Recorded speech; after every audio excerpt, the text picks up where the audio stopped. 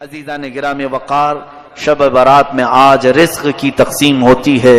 ہمارے ناموں کے متعلق آج فرشتوں کو یہ بتایا جاتا ہے کہ فلاں بن فلاں اس سال یہ معاملات کرے گا، اس کے حصے میں اتنا رزق دیا جائے گا، اور پھر پتہ نہیں ہمارا نام مرنے والوں میں بھی لکھا جا سکتا ہے۔ آج ہمارے سال کی ایک کتاب بند ہو گئی، یہ رب ذوالجلال کی بارگاہ میں پیش ہو گئی کہ پچھلے سال اس بندے نے یہ سارے کام کیے ہیں۔ آپ کو بھی معلوم ہے، مجھے بھی معلوم ہے میں نے کیا کیا کیے، آپ نے کیا کیا کیے۔ اب آج کی رات صرف یہ احساس بھی ہو کہ بارگاہ الہی میں میری کتاب پیش ہوئی ہے پچھلے سال کی، میں نے کیا کیا کیا تھا سب فرشتوں نے بتا دیا۔ ویسے رب کو بتانے کی ضرورت بھی نہیں، مگر مولا فرشتوں کو گواہ بناتا ہے، تم بھی بتاؤ کہ فلاں فلاں بندے نے کیا کیا کیا ہے۔ پچھلے سال کا سب انہوں نے پیش کر دیا۔ اب رب تبارک و تعالیٰ کا حکم نازل ہو رہا ہوگا کہ یہ بندہ جس نے پچھلے سال یہ تمام کام کیے، اب اگلے سال اس کے یہ معاملات ہیں، اس کے لیے اتنا رزق لکھو، اس کے لیے اتنی برکت لکھو، اور اس کو ذلیلوں میں لکھو، اس کو عزت والوں میں لکھو، اور اس کو زندہ رہنے والوں میں لکھو، اس کو بیمار لکھو، اور اس کے بعد اس کو مرنے والوں میں لکھو۔ یہ تمام معاملات آج رب ذوالجلال فرشتوں کو بتا رہا ہوگا۔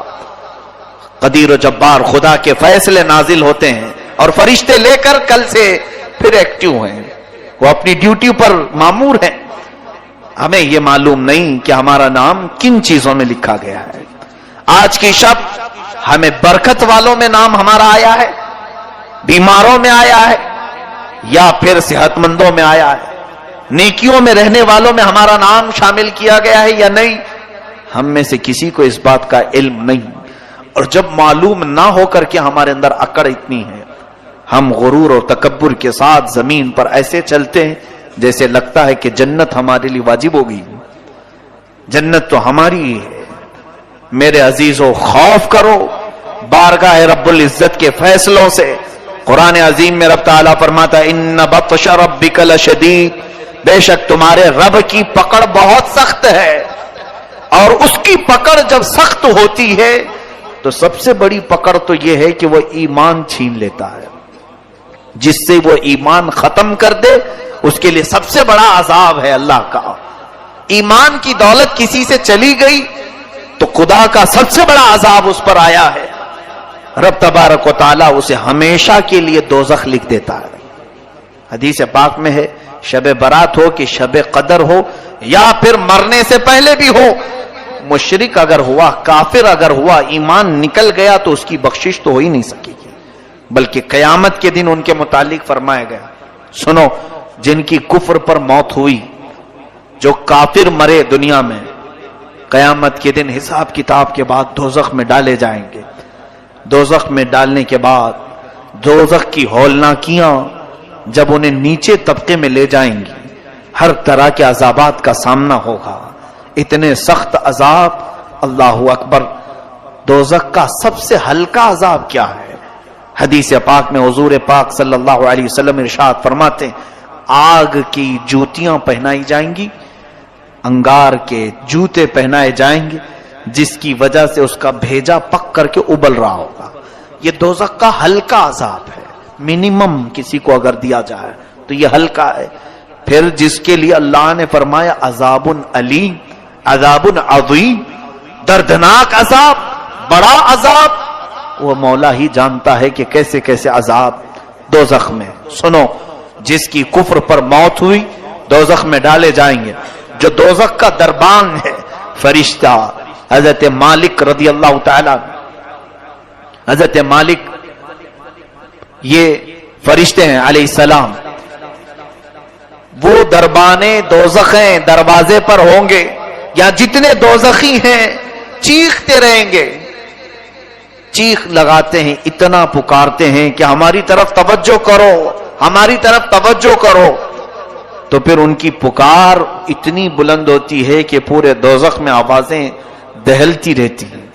اس کے بعد مالک دوزخ یعنی دربان دوزخ حضرت مالک ایک بار بھی ان کی طرف نہیں دیکھتے، حدیث پاک میں 1000 سال گزر جائیں گے، 1000 سال کے بعد دربان دوزخ ان کی طرف دیکھتے ہیں.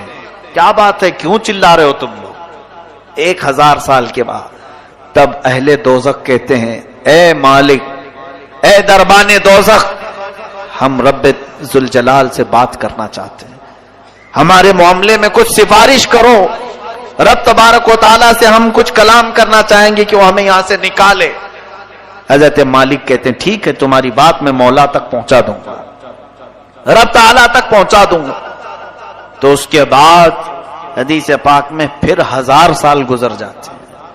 حضرت مالک کی طرف سے کوئی جواب نہیں آیا. دوزخیوں کی طرف دوبارہ وہ توجہ کرتے ہیں, کیا بات ہے؟ تو دوزخیوں نے کہا کہ اے مالک, ہم رب سے بات کرنا چاہتے ہیں. حضرت مالک کہتے ہیں میری اب تک رسائی نہیں ہوئی, میں تمہارا عریضہ پیش کروں گا رب تعالیٰ کے, یہاں تک کہ تیسرا 1000 سال گزر جاتا ہے. یہ دوزخ میں جلتے رہیں گے, اسی طرح عذاب میں مبتلا رہیں گے. تیسرے 1000 سال کے بعد حضرت مالک ادھر دوزخ کی طرف توجہ کرتے ہیں اور فرماتے اے اہل دوزخ, بشارت ہو تمہارے لیے کہ رب تعالیٰ کی طرف سے یہ جواب آیا ہے, لا ينظر الیہم ولا یرحم علیہم, ان کی طرف نہ دیکھا جائے گا نہ ان کی طرف رحم کیا جائے گا.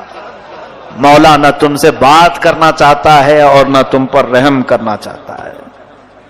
اب بند کرو آواز. فرمایا گیا حدیث پاک میں مایوس ان کے چہرے لٹک جائیں گے. اہل دوزخ واپس پھر اپنے عذاب کی طرف آئیں گے, اس لیے کہ اب کوئی امید بھی باقی نہیں رہی.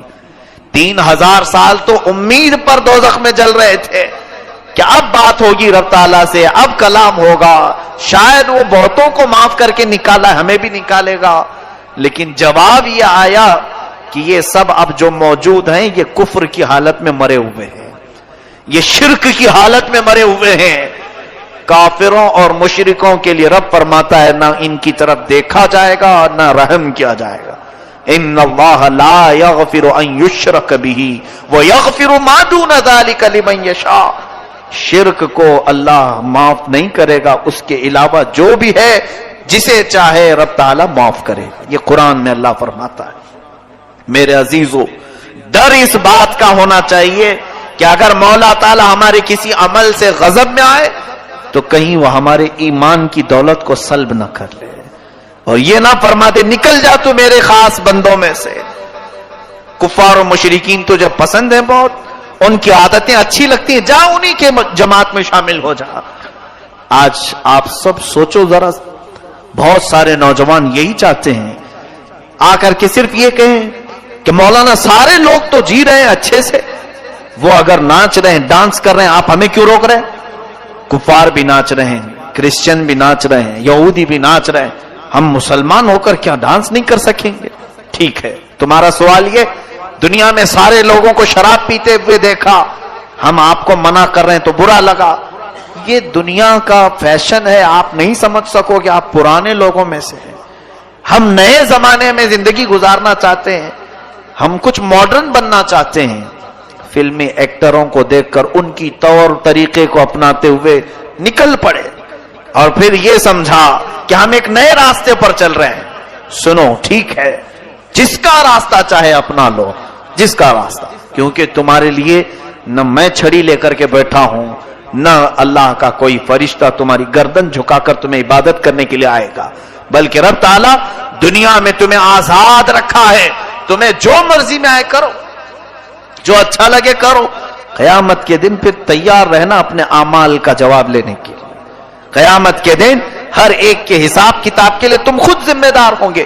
آج میں ان نوجوانوں سے کہتا ہوں جنہیں کفار و مشرکین اچھے لگتے ہیں, جن کو لوگوں کے ہاتھوں کے شراب کی بوتلیں پسند ہیں, جوئے خانے, شراب, تاش کے اڈے, یہ سب بہت اچھے لگتے ہیں جنہیں, اور پھر یہ فلمی دنیا کے تمام تر ظالم دجال قسم کے خرافات مچانے والے اور پورے گھروں کو تباہ کرنے والے ایکٹر انہیں پسند ہیں. ان کے ساتھ ہو جاؤ, کوئی بات نہیں, تمہیں مبارک ہو. قیامت کے دن کہا جائے گا جن کے ساتھ تو دنیا میں رہنا پسند کرتا تھا, آج ان کا ہاتھ پکڑ, وہ جہاں جا رہے وہیں چلا جا, آج وہ جہاں جا رہے وہیں چلا جا. وہاں سے ہاتھ چھڑا کر کے تم تو بھاگو گے؟ نہیں، میں تو رسول اللہ کا امتی ہوں، میں میرے آقا کے پاس آؤں گا، میں اپنے نبی کا نام لیوا ہوں۔ سنو حدیث پاک میں یہ دوڑتا ہوا آئے گا، امتی تو ہے۔ حضور اکرم صلی اللہ تعالی علیہ وسلم کے قریب آتے ہی حضور پاک سے عرض کرتا ہے، رو کر کے چلا کر کے، مجھے فرشتے دوزخ کی طرف کھینچ رہے ہیں، بچا لیجیے۔ نبی کونین صلی اللہ تعالی علیہ وسلم کی طرف سے جواب آئے گا، تو کون ہے؟ بلکہ اس آقا کی عادت مبارکہ یہ ہے، فرماتے ہیں میں بھرے مجمع میں بھی اپنی امتیوں کو پہچان لوں گا، کروڑوں کی تعداد میں پوری امتیں وہاں ہوں گی، مگر اپنی امت کو میں ضرور پہچانوں گا، ہزاروں کی لاکھوں کی بھیڑ میں بھی۔ یہ بھی حدیث پاک میں۔ لیکن ایک حدیث میں یہ ایک بندہ آئے گا اور حضور اس سے پوچھیں گے تو کون ہے؟ کہے گا حضور میں آپ کا نام لیوا، میں آپ کا امتی ہوں۔ اللہ کے حبیب صلی اللہ علیہ وسلم فرماتے ہیں مجھے تو نہیں اس بات کا علم ہے، تو دنیا میں کسی اور کو پسند کرتا تھا، جا آج اس کو پکڑ لے، وہ جہاں جائے چلا جا۔ آج میں یہی کہنا چاہوں گا، میں آپ کے اوپر کوئی سختی کا معاملہ لے کر کے نہیں آیا ہوں، آپ کے پیچھے پیچھے گھومتے ہوئے محلے بھر میں نہیں آ رہا ہوں۔ میں آپ کو تو یہاں سے ایک میسج دینا چاہوں گا، تمہیں جو چیزیں اچھی لگیں کرو، لیکن قیامت کا منظر یاد رہے، میدان قیامت یاد رہے۔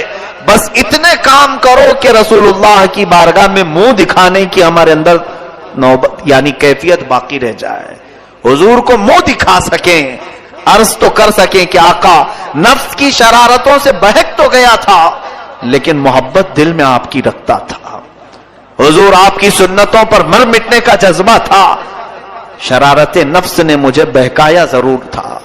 اے میرے عزیز و غلاموں، ان کو چھوڑ کر نہ ہماری دنیا ہے، اس رسول کو چھوڑ کر نہ ہماری قبر ہے، اس نبی کو چھوڑ کر نہ ہماری حشر ہے، کچھ بھی نہیں ہے۔ رسول کریم صلی اللہ تعالی علیہ وسلم سے دور ہو کر ہماری کون سی زندگی ہے؟ آج کی رات اگر یہ احساس نہیں جاگا تو پھر بیکار ہے ایسی ہزار راتیں ہیں، پھر بیکار ہے ایسی زندگی بھر بار بار آنے والی راتیں ہیں۔ آج بعض لوگوں کو ایسا لگتا ہے یہ رات تو آج روڈ پر ناچنے کی ہے، ایک دوسرے کو گالی گلوچ کر کے باہر کھیل کود کر پوری رات گزارنے کی ہے، ادھر مؤذن فجر کی اذان دے رہا ہو، ادھر لوگ بستر پر جا رہے ہیں۔ یہ آج کی رات کا تماشا لوگوں نے بنایا ہے۔ پٹاخے اڑاؤ، قبرستان جاؤ تو کہکہا مار کے ہنسو، اور اگر کسی کے ہاتھ میں بائک آئے تو ایسے اڑاؤ کہ کئی لوگ اس میں حادثوں کے شکار، کئی لوگ اس رات میں لوگوں کو تکلیف دینے کا ذریعہ بنتے ہیں۔ سنو، آج کی رات فرشتے بھی اترتے ہیں، بے حساب ان گنت تعداد میں فرشتے۔ تم جس وقت اس طرح سے اڑا رہے ہو سکتا ہے ہم سے تمہیں ڈر نہیں لگتا، اللہ کے وہ ملائکہ تمہارے ہر کام کی گواہ بنیں گے۔ صبح واپس رب کے حضور جائیں گے، اللہ تبارک و تعالی ان فرشتوں سے پوچھتا ہے میرے بندوں کو کس حالت میں تم چھوڑ آئے؟ جب تم دنیا سے آ رہے تھے تو میرے بندے کیا کر رہے تھے؟ فرشتے سچ سچ بتائیں گے، اے رب ذوالجلال فلاں بندہ تیرا بے حیائی کر رہا تھا، فلاں بندہ آج مسجدوں سے تیرے ذکر کی آوازیں آ رہی تھی، لیکن فلاں بندہ وہاں پر اپنی گاڑیوں میں اچھل کود مچا رہا تھا، بے حیائی، خرافات اور فحاشی اور اپنے برے اعمال سے لوگوں کو ایذا پہنچا رہا تھا۔ یہ ملائکہ رب تعالیٰ کے حضور پیش کریں گے، اور رب تعالیٰ کی طرف سے جو جلال نازل ہوگا اس کے ذمہ دار آپ ہیں۔ ارے میاں، نئی سال کی نئی شروعات ہو رہی ہوتی ہے، ایک سال ہماری زندگی کا ختم ہوا اور یہاں سے نیا سال شروع ہو رہا ہے۔ اب یہاں اپنی قسمت میں آج کیا لکھا گیا ہے کسی کو معلوم نہیں ہے نا۔ آج رب تبارک و تعالیٰ کیا لکھ رہا ہے فرشتوں کو ہمارے بارے میں، میں بتاتا ہوں، ہم کو معلوم نہیں لیکن ہم احساس کر سکتے ہیں۔ کیسے؟ میں فجر کی نماز میں حاضر ہوا، میں بارگاہ الہی میں شکر بجا لاؤں گا کہ مولا میرے اس سال کی پہلی نماز تو نے لکھ دی ہے، اور جو سویا اور جو بھاگا وہ خود پہچان لے کہ کل کی رات میری کتاب میں بے حیائی لکھ دی گئی ہے، محرومی لکھ دی گئی ہے، اسی لیے مجھے مسجد سے باہر کیا گیا. میں بیٹھا تو تھا، مجھے مسجد میں رب تعالیٰ نے صبح نہیں بلایا، اس کا مطلب ہے کل کی کتاب میں مجھے محروم لکھا گیا ہے. کتنے محروم لکھے جائیں گے ان کو خود معلوم ہوگا کل کی دن، اور کل کا دن کس حالت میں گزر رہا ہے یہ آپ کو خود پتا چلے گا کہ آج میری زندگی کے کتاب جو نئی شروع ہو رہی ہے اس کے پہلے پیج پر فرشتے کیا لکھیں گے کل. اگر روزے سے ہیں تو الحمدللہ شکر بجا لاؤ. اے رب قدیر تیرا احسان ہے، میرے اس نئے سال کے پہلے دن تو نے روزہ لکھ دیا ہے، روزہ لکھا ہے. اور جس نے کل کا دن گانے سننے میں گزارے، بے حیائی دیکھنے میں گزارے، بہت سارے لوگ تو پلان بناتے ہیں ان دنوں میں سینما جانے کا. عیدوں تہواروں کو لوگ سمجھتے ہیں کہ یہ سینما بھی نہیں کرنا چاہیے. ان کے لیے بھی یہ بات سمجھ لو کہ یہ وہ لوگ ہیں جن کو آج کی رات رب تبارک و تعالیٰ اپنی رحمت سے دور کر دیا ہے. فرشتوں کو حکم دے دیا گیا کہ ان کے نام بدبختوں میں لکھے جائیں، حرما نصیبوں میں لکھے جائیں، کمبختوں میں لکھے جائیں. جنہوں نے کل کا دن گزارا انہیں خود پتا چل جائے گا کہ آج کی رات ہمارے بارے میں کیا لکھا جا رہا ہے. اور کل جو اچھے سے دن گزار لیا، میں باقی پورے سال کی بات تو نہیں کرتا، لیکن سال کی شروعات جس کی اچھی ہوئی، رب کی ذات سے امید ہے کہ سال پورا اچھا گزرے گا. ہماری کتاب کی شروعات پہلا پیج اگر اچھا لکھا گیا، میرے رب کی ذات سے یقین ہے کہ آگے کے صفحے بھی اچھے ہی لکھے جائیں گے. اور جس کا پہلا پنہ بگڑ گیا ہے، ہوتا اسی ہے. کتاب میرے سامنے لا کر پیش کر دی گئی، ایک بھری کتاب کھولا میں نے، اس کے پہلے پیج پر گالیاں لکھی گئی، بند کر دیا. یہ کون بدبخت مجھے کتاب دے دیا، کس چیز کی ہے، میں آگے کیوں پلٹوں، پہلے پیج پر اتنی غلاظت لکھی ہے. اے رب قدیر کے حضور مغفرت طلب کرنے والوں، آج رب تبارک و تعالیٰ سے اتنی طلب کر لو کہ ہماری نئی کتاب کا پہلا پنہ نیکیوں سے بھر جائے، نیکیوں سے بھر جائے. اس کے لیے آپ کو عملی میدان میں بھی آنے کی ضرورت ہے.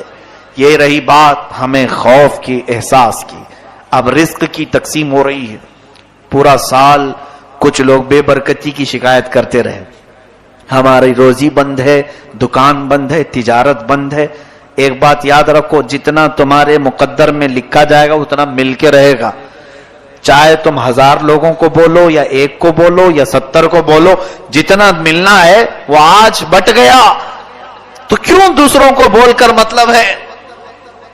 آپ کو ایسا لگتا ہے 4 لوگوں کو بولوں گا تو میرا رزق بڑھ جائے گا؟ آج جو دکان بند پڑی ہے یا کم دھندا ہو رہا ہے، میں اور 5-6 لوگوں کو بولوں تو کچھ اور بڑھ جائے گی. تمہارے حصے میں جو لکھا گیا آج کی رات وہ اگلے سال تک تمہیں مل کر رہے گا. لو لگاؤ اور اس رب ذوالجلال کی طرف، ملے تو اس کا شکر ہے، نہ ملے تو اس کے دربار میں دعا ہے. لوگوں سے ہمیں کچھ بھی نہیں ہوگا. ما یفتح اللہ للناس من رحمت فلا ممسک لہ وما یمسک فلا مرسل لہ من بعد. اللہ فرماتا ہے اللہ نے جن انسانوں کے لیے اپنی رحمت کے دروازے کھول دیے اسے کوئی بند نہیں کر سکتا. وما یمسک فلا مرسل لہ. اللہ فرماتا ہے اور جس کے لیے رب نے بند کر دیا کوئی نہیں کھولے گا. چاہے کوئی بابا ہو، کوئی کسی طرح کا عامل ہو، کسی کی بند روزی کو اگر رب نے بند کر دیا تو کوئی نہیں کھولے گا. یہ یقین رکھ کر کے چلو، ہمارے حصے میں آج جو رزق بٹ رہا ہے وہ ہمیں اتنا مل کر رہے گا. لوگوں سے شکایت نہ کریں.